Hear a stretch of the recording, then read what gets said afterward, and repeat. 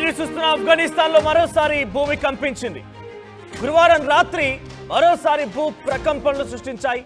Rector scale పైన 6.2 తీవ్రతతో నమోదైంది. గడిచినటువంటి వారం రోజుల్లో ఇది రెండో అతిపెద్ద భూకంపం. ఆదివారం నాటి భూకంపం కారణంగా 2200 మంది మరణిస్తే మరో 4000 మందికి చాలా తీవ్రంగా గాయాలయ్యాయి. అయితే పాకిస్తాన్లో కూడా దీని ప్రభావంతో భూమి కంపించినట్టు తెలుస్తోంది. ఖైబర్ పఖ్తుంఖ్వా ప్రాంతంలో భూమి కంపించింది. పాకిస్తాన్లో 5.8 తీవ్రతతో ప్రకంపనలు సృష్టించబడ్డాయి. సో ప్రస్తుతం నేను చెప్తోంది ఆఫ్ఘనిస్తాన్కి సంబంధించినటువంటి నన్గార్ అండ్ కునార్ ప్రావిన్సుల్లో ఈ ఘటన చోటు చేసుకుంది. అక్కడి సమయం ప్రకారంగా 20:56 అంటే సుమారుగా 8:56 నిమిషాల సమయంలో ఈ ఘటన చోటు చేసుకుంది నన్గార్ అండ్ కునార్ ప్రావిన్స్ ప్రాంతాల్లో. So no immediate response present ఇప్పటివరకు అయితే నిన్న జరిగినటువంటి ఆ రాత్రి భూకంపానికి సంబంధించిన అప్డేట్స్ పైన ఎటువంటి మరణాల సంఖ్య ఇంకా అఫీషియల్గా వెల్లడించలేదు. సో ఆదివారం జరిగినటువంటి 6.3 తీవ్రత నమోదైనటువంటి ఆ భూకంపానికి సంబంధించి అయితే ఇప్పటికే 2200 మంది మరణిస్తే 4000 మందికి పైగా వారంతా కూడా గాయాల పాలైపోయి ఆసుపత్రిలో చికిత్స తీసుకుంటూ ఉన్నారు. ఆ తర్వాత మరో 2-3 రోజుల్లోనే మరోసారి ఇటువంటి ఘటన చోటు చేసుకోవడం, అది కూడా రాత్రి సమయాల్లో మళ్ళీ అదే స్థాయిలో 6.2 తీవ్రతతో భూకంపం నమోదవడం పెద్ద అందరినీ ఆందోళన గురి చేస్తోంది. సో ప్రస్తుతానికి అక్కడ 6.2 తీవ్రతతో నున్గార్ అండ్ కునార్ ప్రావిన్సుల్లో మరోసారి భూకంపం సంభవించిందట.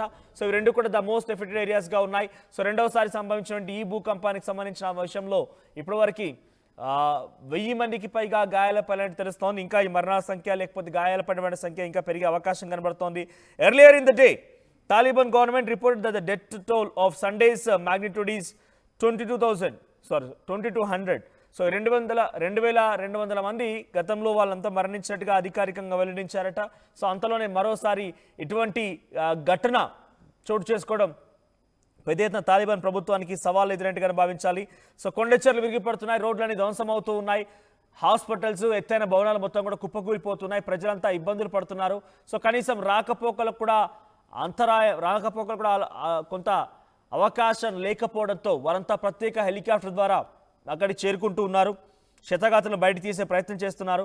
చాలా ప్రాంతాల్లో కొండచెర్లు విరిగిపడ్డాయి, భవనాలన్నీ కుప్పకూలిపోయాయి, రోడ్లన్నీ కూడా పూర్తిగా ధ్వంసమైపోయాయి. ల్యాండ్ స్లైడ్స్ అనేది చాలా పెద్ద ఎత్తున రోడ్లన్నీ ధ్వంసం చేసింది. కాబట్టి రాకపోకలకు కూడా అంతరాయం కలుగుతుంది. రెస్క్యూ ఆపరేషన్ కూడా ఇబ్బంది పడాల్సి వస్తుంది. Rescue and search efforts are still ongoing. Tents have been set up for people in various areas and the delivery of first aid and emergency supplies is ongoing. ఇది Hamdullah Fitrat, deputy spokesmen of Taliban government సంబంధించి deputy spokesperson Hamdullah Fitrat అని ఏం చెప్తున్నారంటే ఎప్పటికప్పుడు సహాయక చర్యలు కొనసాగుతున్నాయి, first aid kits వెళ్తున్నాయి, ఎమర్జెన్సీ సప్లైస్ వెళ్తూ ఉన్నాయి. వారందరికీ కూడా ప్రత్యేకమైనటువంటి గుడారాలను ఏర్పాటు చేసి ఆ గుడారాల్లోకి తరలిస్తున్నాం, హెల్త్ క్యాంప్స్ ఏర్పాటు చేశామని చెప్పి ఆ తాలిబాన్ గవర్నమెంట్ చెప్తోంది. ఇప్పటివరకు జరిగినటువంటి ఈ నష్టం కొన్ని కోట్ల రూపాయల్లో ఉంటుందని చెప్పి అంచనా వేస్తున్నారు.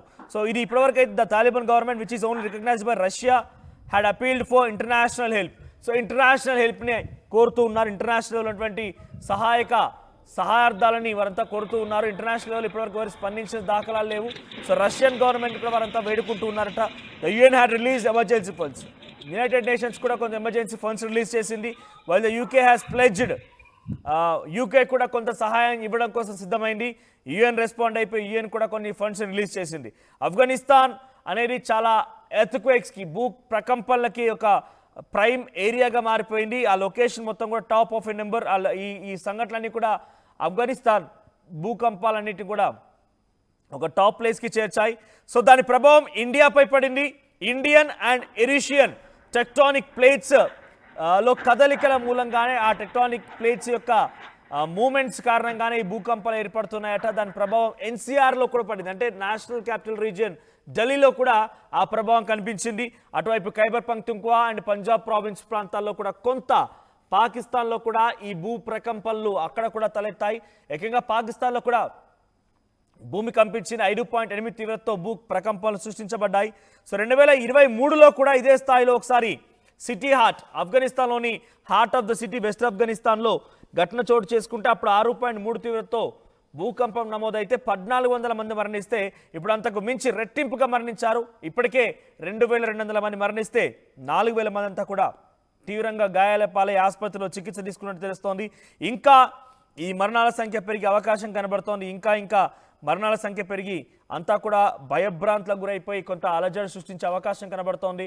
సో ప్రజెంట్ అయితే ఆఫ్ఘనిస్తాన్లో భూకంపం రోజు రోజుకి ప్రజల ప్రాణాలని గాల్లో కల్పిస్తోంది. సో ఇప్పుడు ఈ రోజు రాత్రి అంటే రాత్రి సంభవించిన భూకంపం 8:56 సమయంలో 6.2 తీవ్రతతో నున్గహార్ అండ్ కునార్ ప్రావిన్స్ సమీపంగా ఈ భూకంపం సంభవించింది. సో ఇది రెండవ సంఘటన. మొదటి సంఘటన సండే రోజు ఆదివారం రోజు చోటు చేసుకుంటే ఇది రెండవ సంఘటన గురువారం రోజు చోటు చేసుకుని పెద్ద ఎత్తున అందరినీ ఆందోళనకు గురి చేస్తున్న అంశంగానే కనబడుతోంది.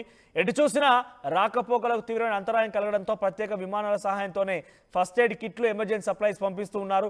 ఇప్పటివరకు as of record Taliban government చెప్తున్న ప్రకారంగా 2200 మంది మరణిస్తే 4000 మంది గాయాల పాలై చికిత్స తీసుకుంటూ ఉన్నారు. ఆదివారం సంఘటనకు సంబంధించి ఇక రాత్రి జరిగిన సంఘటనకు సంబంధించి మనం ఇంకా అఫీషియల్ అప్డేట్ రాలేదు. మీరు చూడండి, అదంతా కూడా కొండల మధ్యలో నుంచి ఏర్పాటు చేసుకున్న నివాసాలు, కొండ చర్యల మధ్యలో ఏర్పాటు చేసుకున్న నివాసాలు.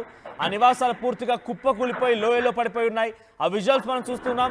చాలా మంది అక్కడికి వెళ్ళిపోయి వారంతా కూడా వారి నివాసాలను చూసుకుంటూ ఉన్నారు. కర్రలను బయటకు తీసుకొస్తున్నారు. ఏదో రకంగా టెంట్లని ఏర్పాటు చేసుకోవాలి. ఇప్పుడు గుడారాలను ఏర్పాటు చేసుకొని గుడారాల మధ్యలోనే ఉండాలి. హమ్దుల్లా ఫిత్రాత్ అని చెప్పి ఆఫ్ఘనిస్తాన్కి సంబంధించిన తాలిబాన్ గవర్నమెంట్ స్పోక్స్ పర్సన్ ఆయన కూడా చెప్తోంది అదే.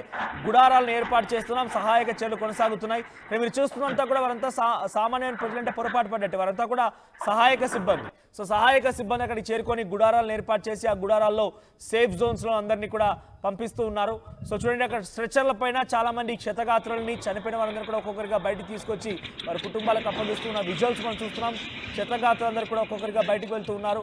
ప్రత్యేక హెలికాప్టర్తో తప్ప ఇంకా ఏ మార్గం కూడా లేదు వారందరినీ బయటకు తీసుకోవడం కోసం. ఒకసారి ఆ విజువల్స్ చూద్దాం.